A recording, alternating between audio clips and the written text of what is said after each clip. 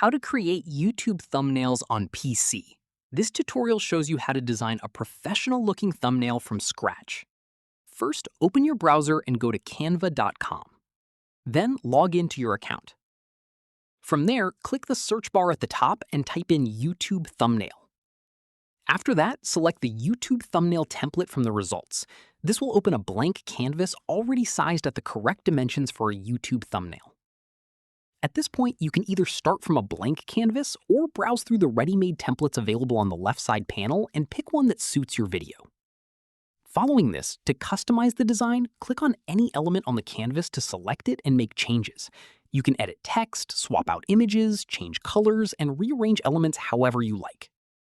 From here, to add your own image to the thumbnail, click Uploads on the left side panel and upload a photo from your computer, then drag it onto the canvas.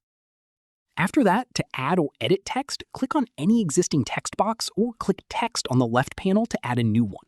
Keep your text short, bold, and easy to read at a small size since thumbnails are often viewed as tiny previews.